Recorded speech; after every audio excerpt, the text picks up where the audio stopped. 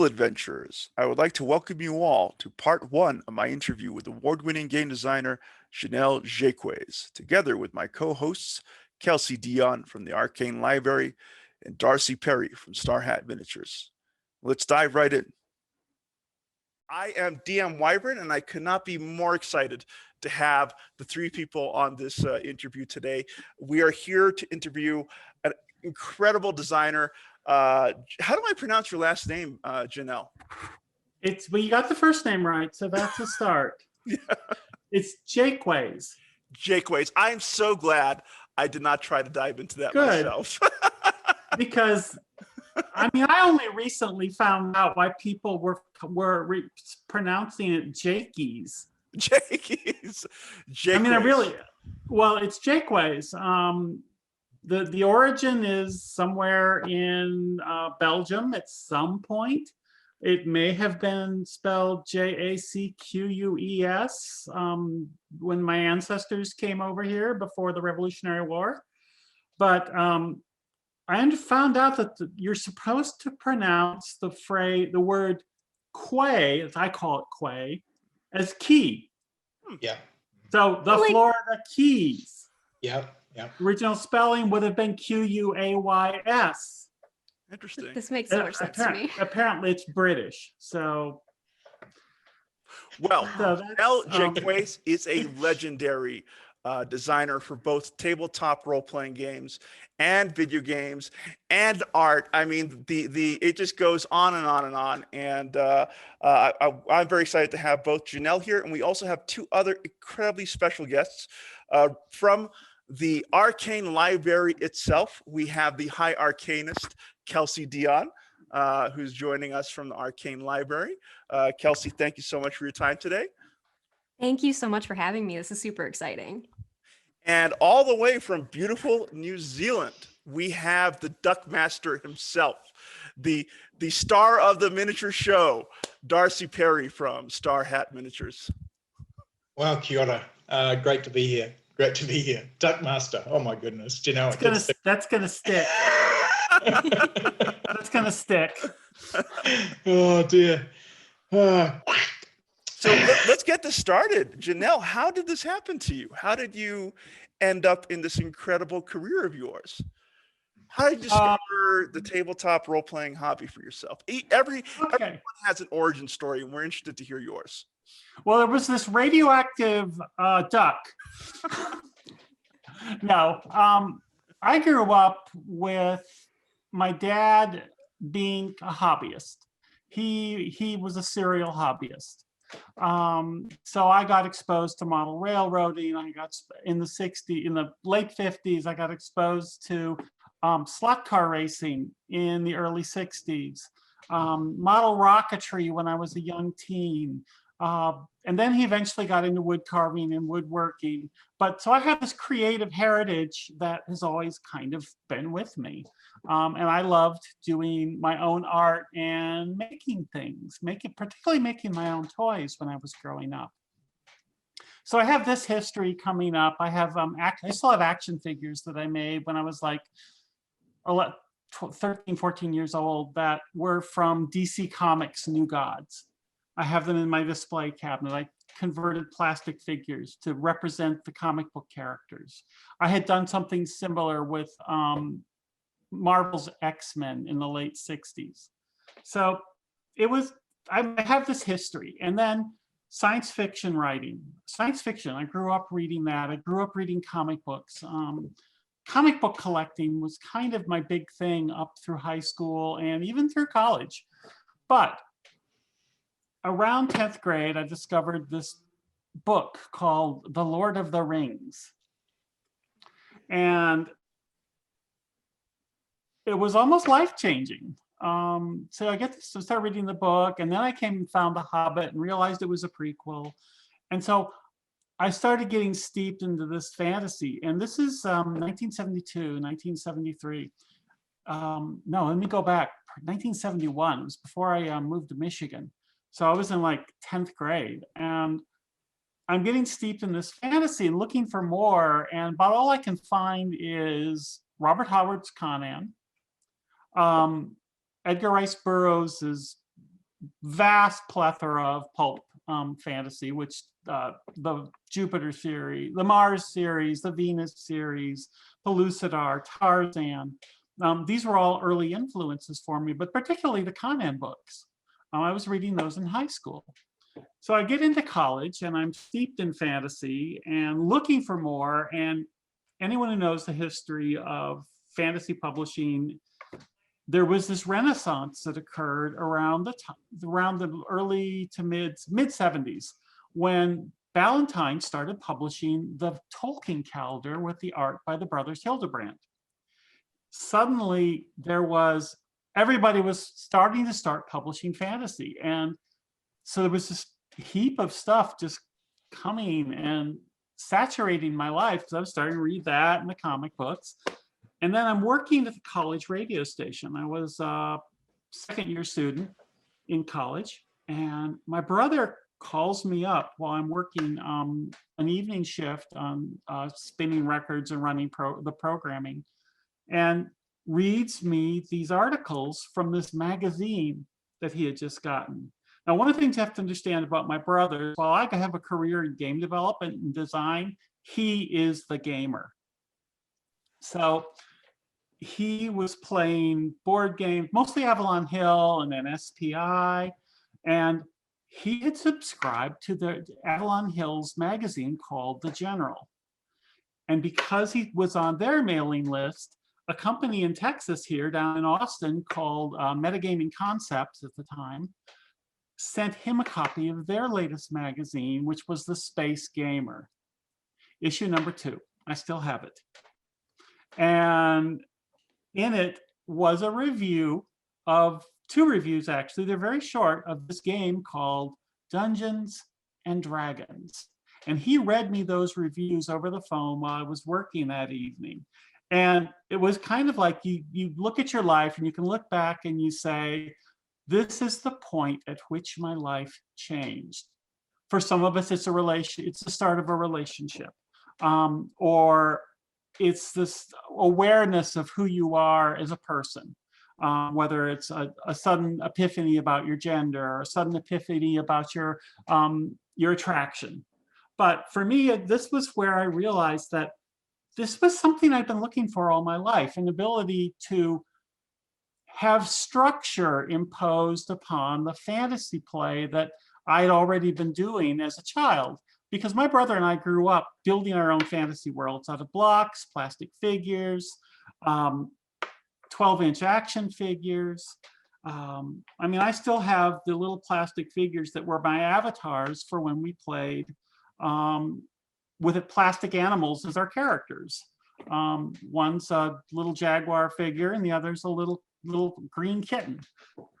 So I'm growing up with this heritage of making my own worlds, building them with blocks, drawing my own board games on paper. And this is all as a child. And then into junior high and high school, I got into animation, trying to do stop motion animation with toys.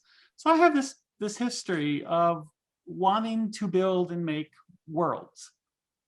And then along comes these rules that say, here's how you make worlds. And here's how you get other people to play in these worlds with you.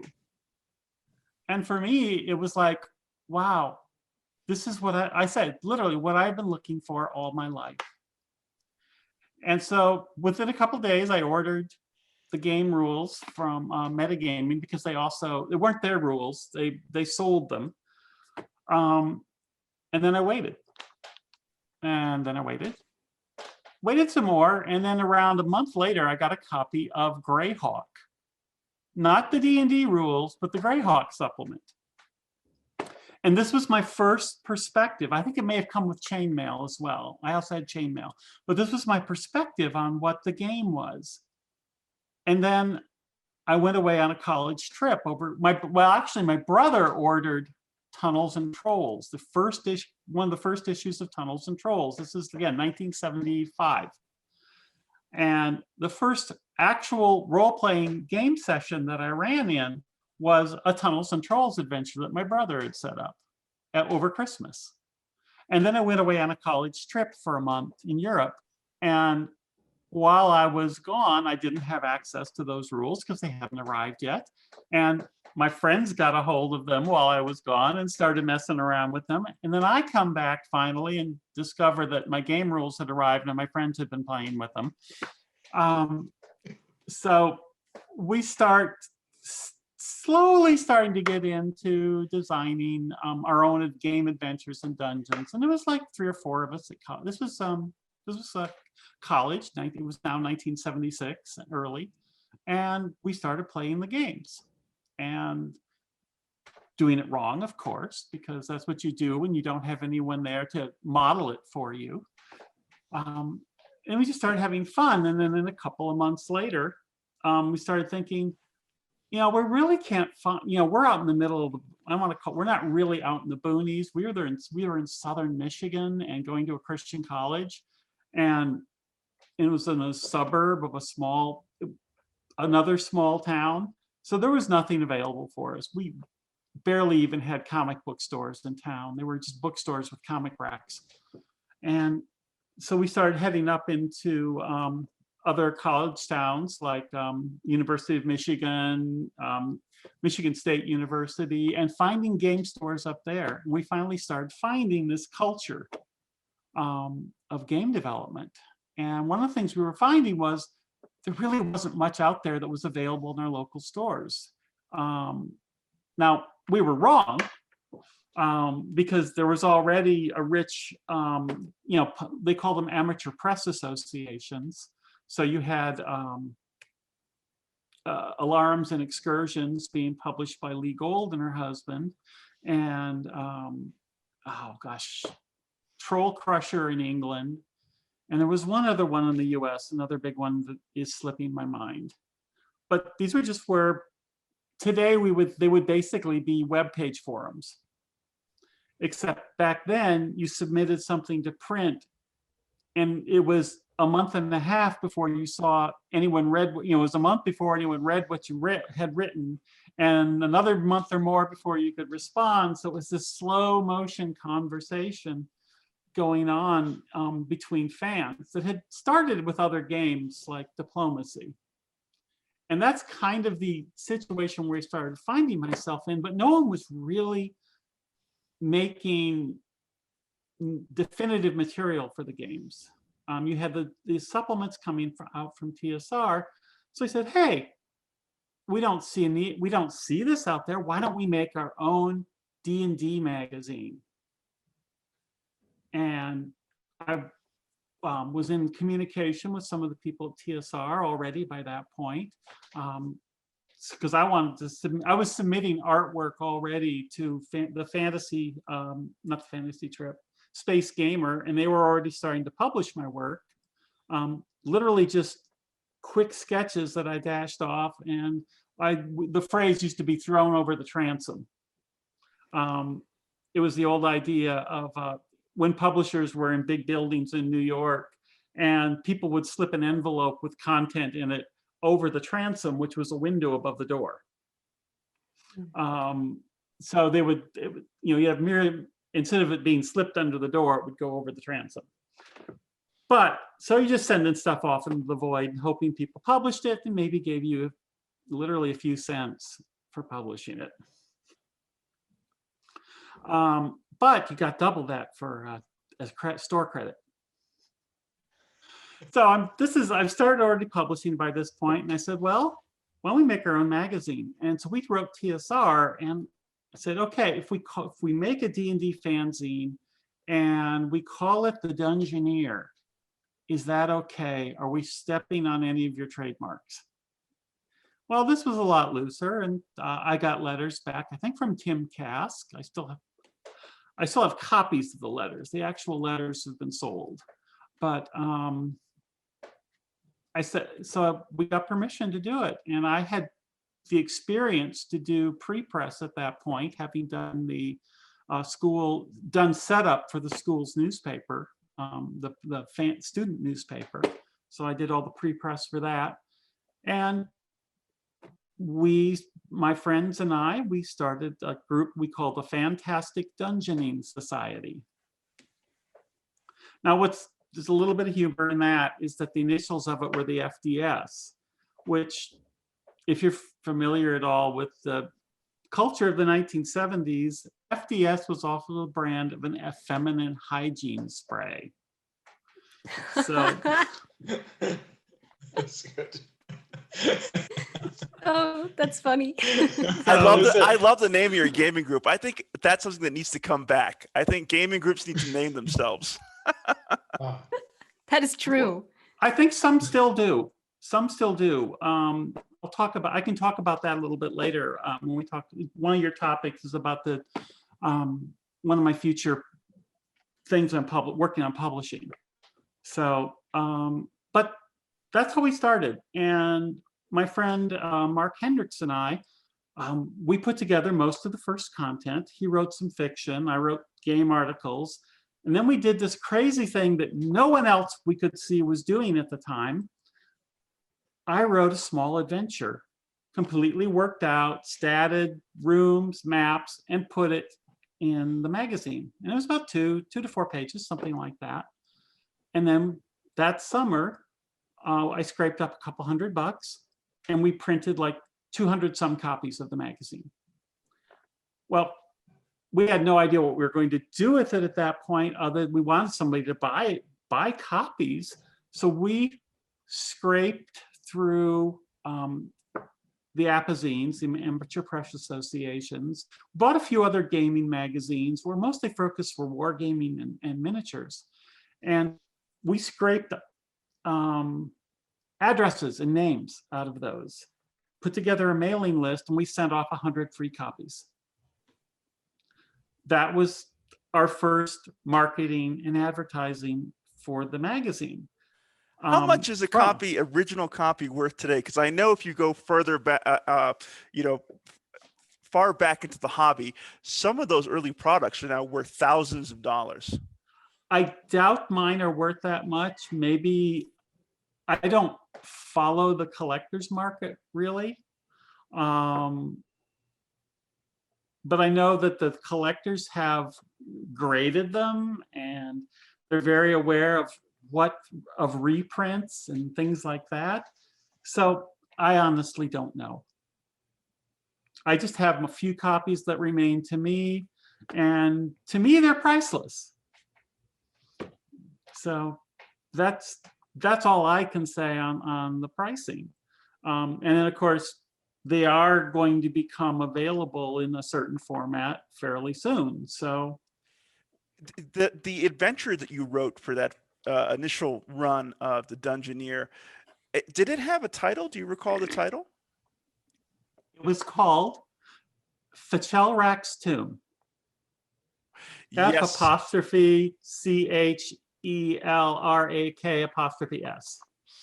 Yeah, I read that in print and I was like, how in the world do you pronounce that?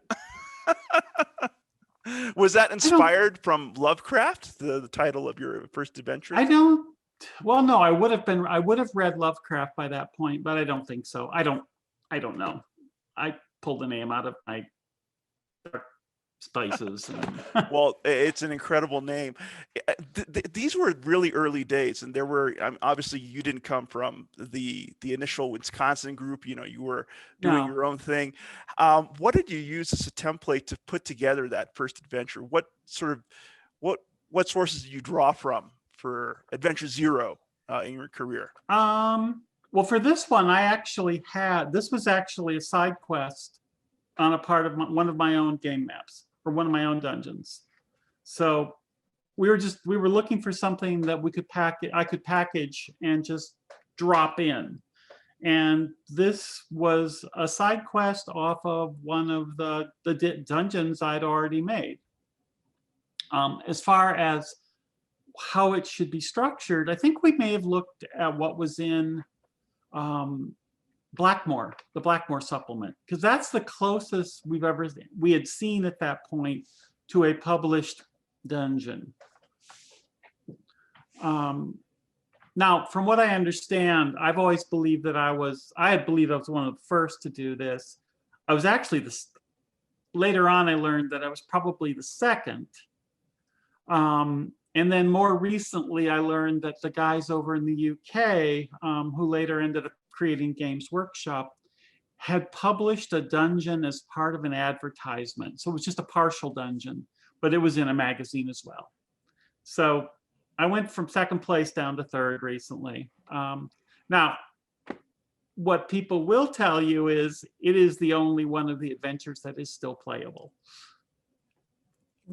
There you go. And you know, to be third place is, you know, for those early days of the hobby, it's still, you know, incredibly pioneering. I forgot to mention right at the top of this interview, I apologize as the host, but the reason why I've asked Kelsey to join us from the Arcane Library is because in her role as a professional designer herself, she represents sort of the new wave of game design, and I thought that it would be really great to get into a conversation with you, Jennell. That's why I invited Kelsey. And over to Darcy over there with his mic muted. He represents the OSR era. Well, I mean, not that you're that old, Darcy, but you know, I mean, you are known in the OSR community for your interest in like old school gaming and miniatures and like. So well, to put it into perspective, when Jennell's talking about 1972, I'm born December 1972. So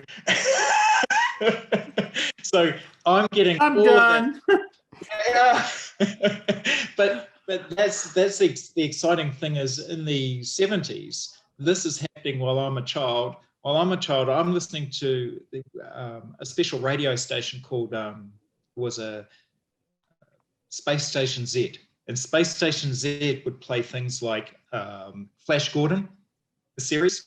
They had the reading of The Hobbit.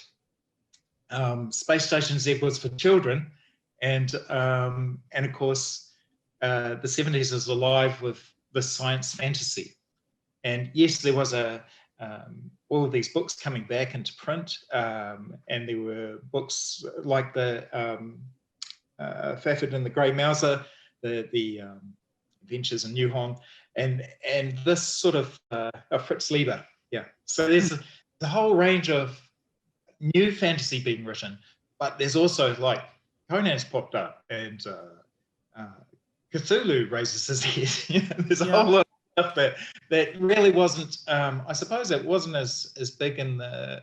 It had 20 years of being quiet. You know, I mean, Lord of the Rings was pretty big through in the 40s and 50s, and then it's quiet for a while, and then in the 70s you've got Spock singing a song about hobbits.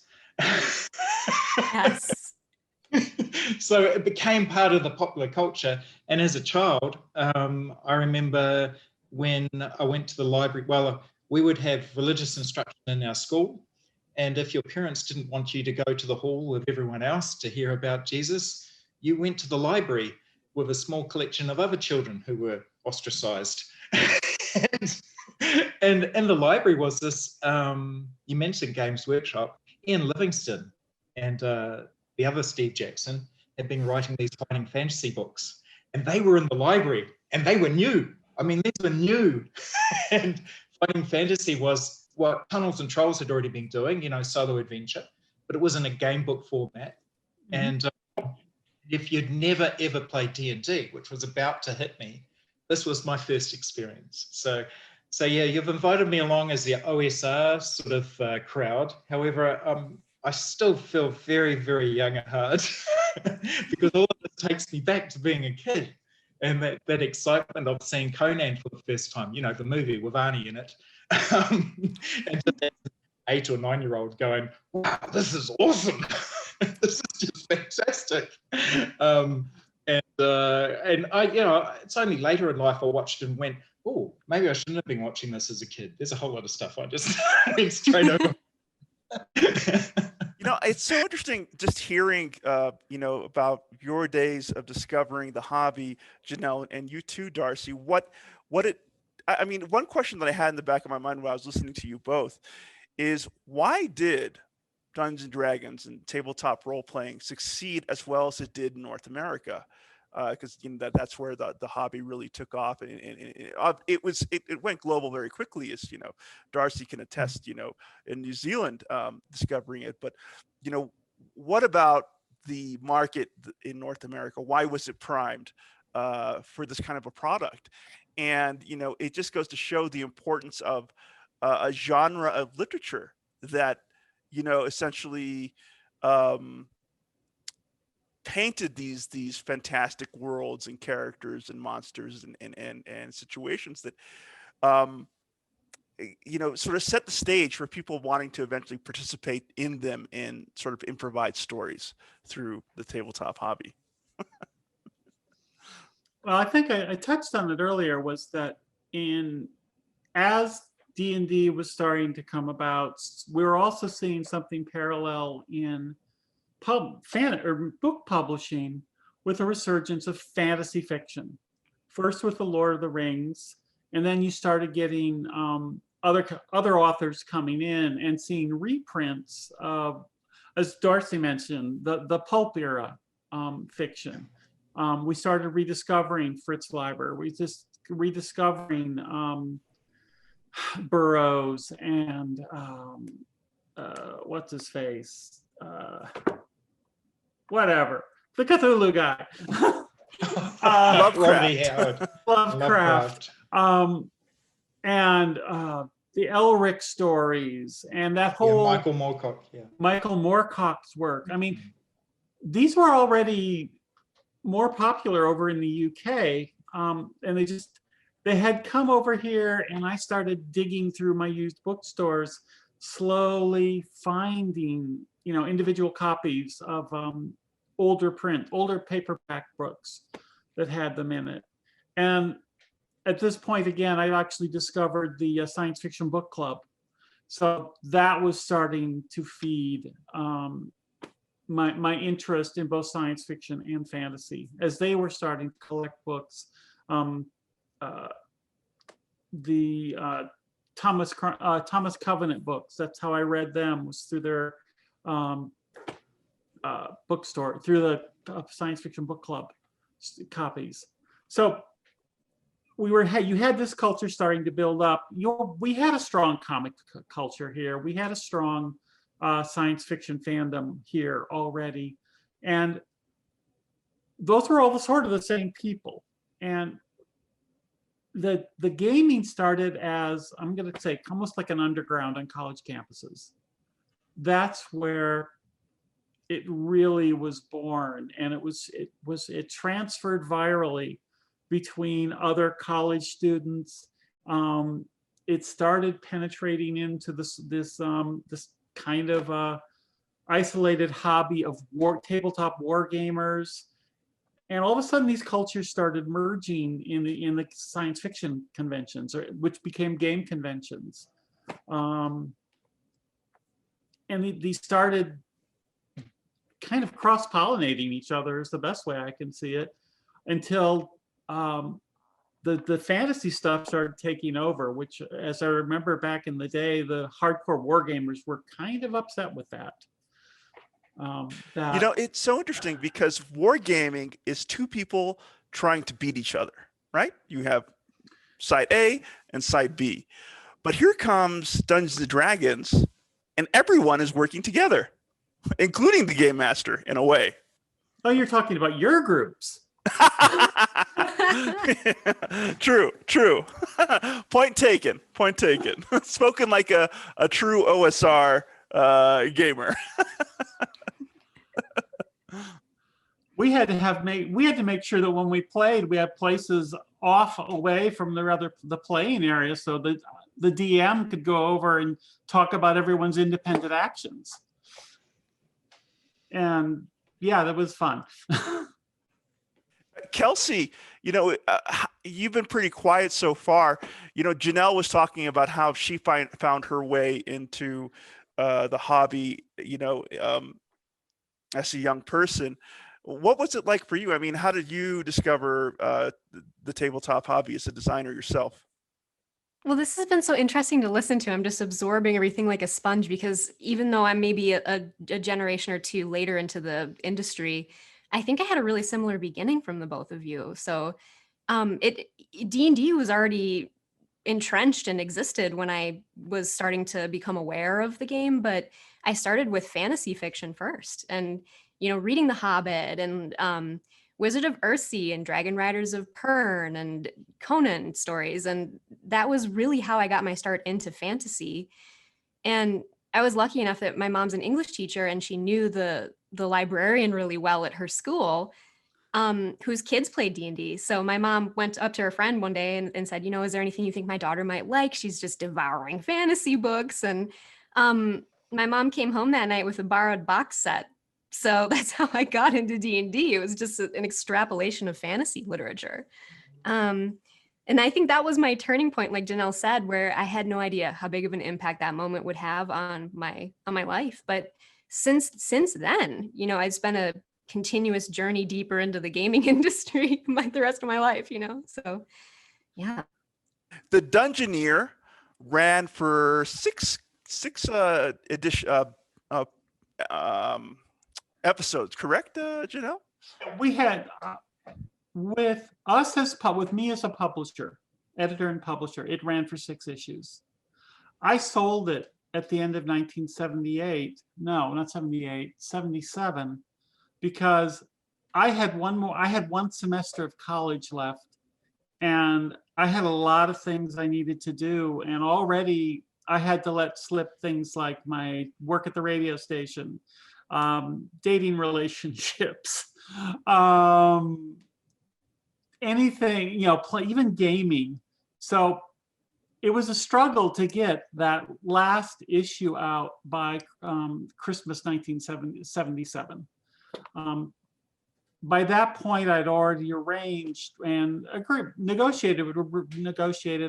with my other creators who were still in the college at that time to sell the magazine.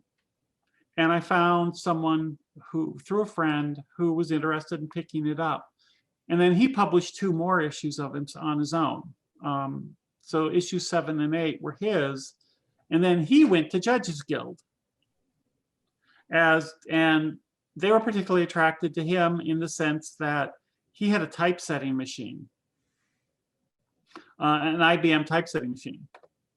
So they brought him in, he brought the Dungeoneer with him, and about 3 to 4 months later, or about, not even that, 3 months later, I had suddenly become unemployed. I'd been working as a graphic paste-up artist at a small print shop where I was living, and their walk-in traffic went away because of road work out front that had gone on for months and months and months. And so they had to let people go. And at that point, I was trying to start scraping up enough freelance work to pay my share of the rent. But that's when Chuck Anshall, who had been the new publisher of the Dungeoneer, came in and said, "Hey, Judges Guild might be interested in talking with you." So I went. This is early October '78. I graduated from college that summer, and I drove from where I was in southern Michigan down to central Illinois and spent a couple days interviewing with Judges Guild. And I took a bunch of my work with me and samples of the Dungeoneer, and I ended up selling them a number of pieces and becoming an employee. But then I went home, I got in my car and I drove back home and I worked remotely.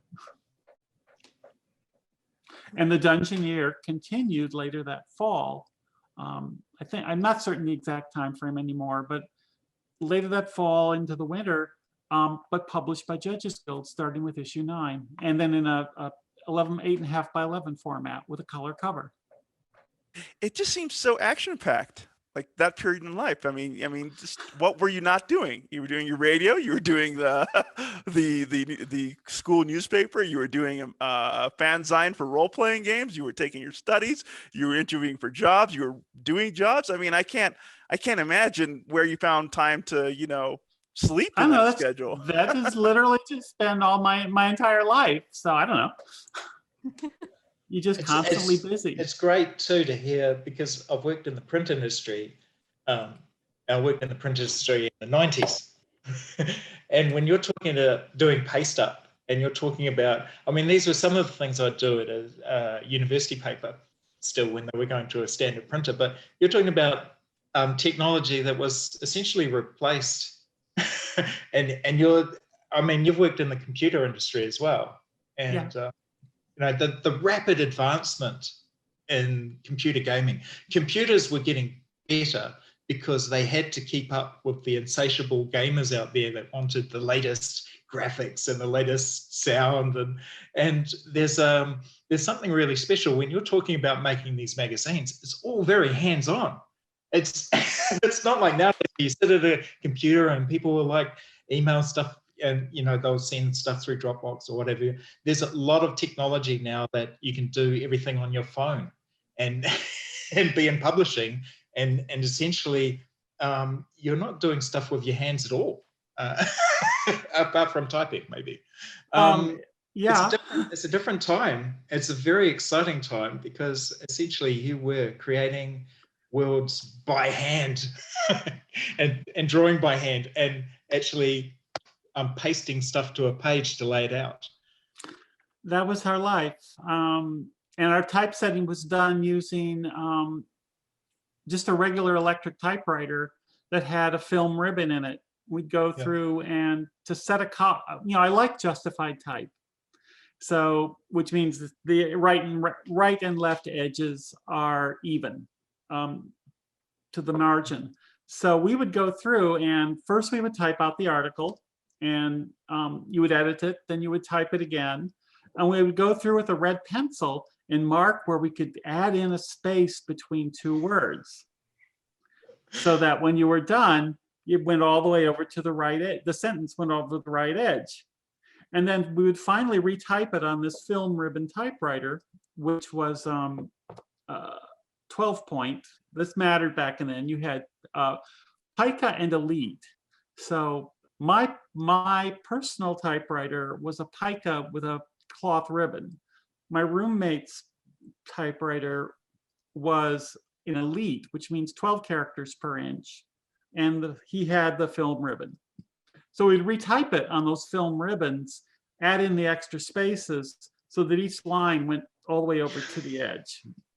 And then that would be cut out and pasted on the layout sheet, which is a big sheet of drawing paper, which I'd drawn guidelines on.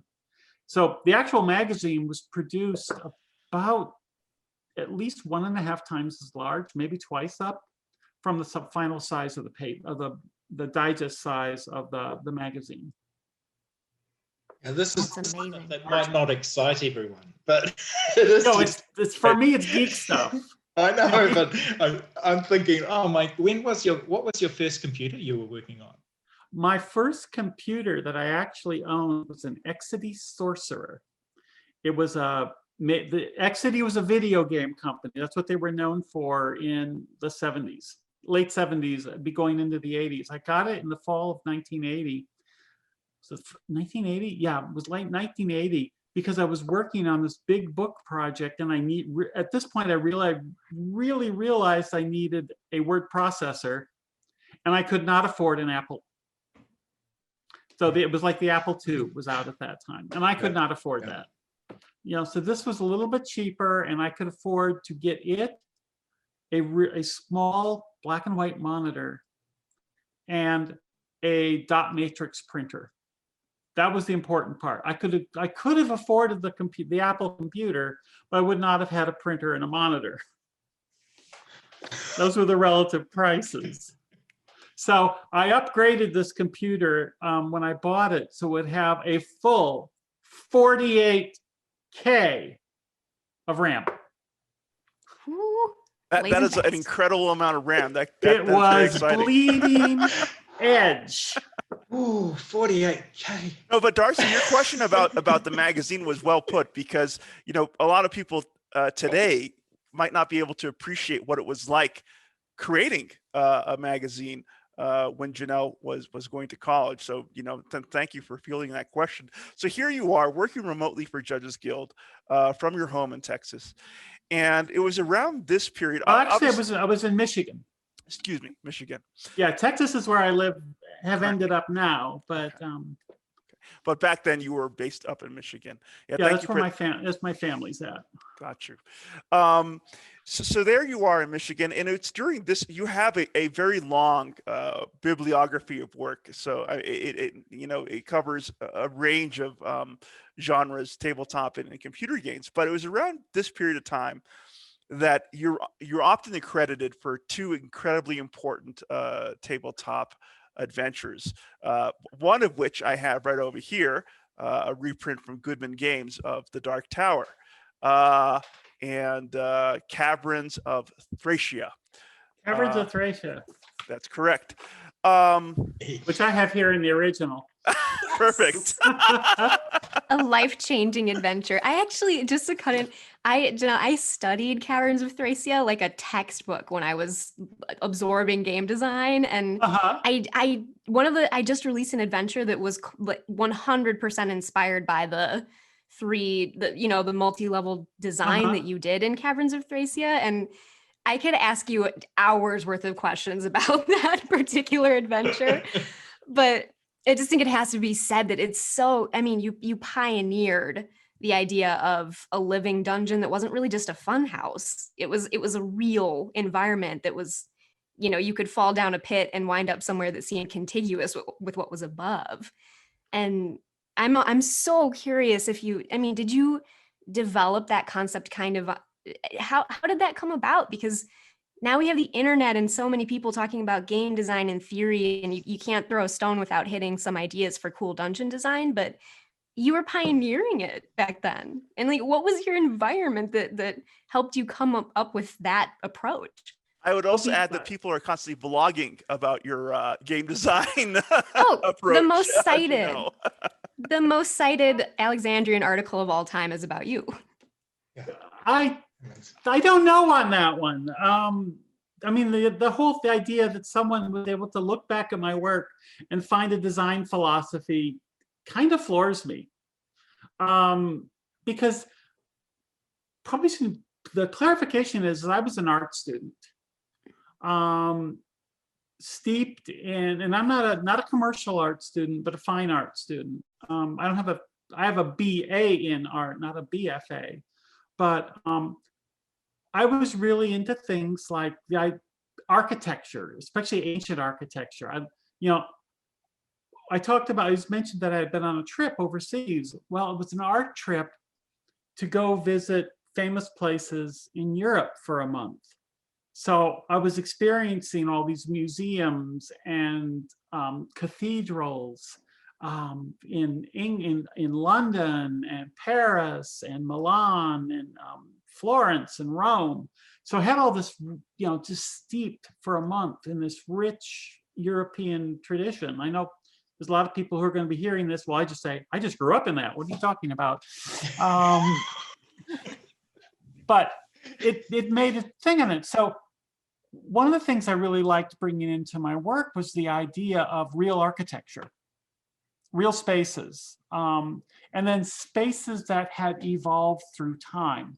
One of the things we look at a lot of modern buildings, houses, particularly being American, so much of what we have around us has no history. Our oldest buildings are 2 stories tall, wood buildings in New England. So we just don't have that rich history here of what our architectural spaces are like. Whereas the fantasy situation, where I have the idea that, 3,000 years ago, this ancient culture built this city and then it sank beneath the earth, or it sank beneath the sea, yet people were still living in it and they were trying to survive in that space, and they converted it to be something else and they added to it, or they started tunneling out, or this whole idea of people using space over time. And if you think about that, that's how my dungeons evolve. The same idea is, okay, caverns, we get really used to the idea of playing in a 2-dimensional space. The original dungeon maps, I'm going to show up to something that I'm working on right now, but it's fairly flat. There's multiple spaces, but there's no over/under in it. so the idea that you have these spaces that are stacked up on top of each other, people are tunneling around, trying to connect the spaces, they bump into each other, they find vacant spaces that they can carve out like a rabbit warren, and the space evolves, and then you start to write a game adventure about it, and you have to freeze it. You freeze it in time. That's where everything is at that time. And then you look at, well, who's using these spaces? How are they using them? What were they like before? And you have both the old material combined with the new, and the idea that you have these ideally you can see the difference between the two. Now, maybe this doesn't matter to somebody who's just rushing around wanting to smash orcs until their hit point or their experience point counter goes ding, and they can go up a level. But for me, it was creating this interesting space. Thank you to my grandmother and several sets of blocks and Lincoln logs and things like that. Thank you for listening to part 1 of my interview with award-winning game designer Jennell Jaquays, together with my co-hosts Kelsey Dionne and Darcy Perry. Please look out for part 2 very soon.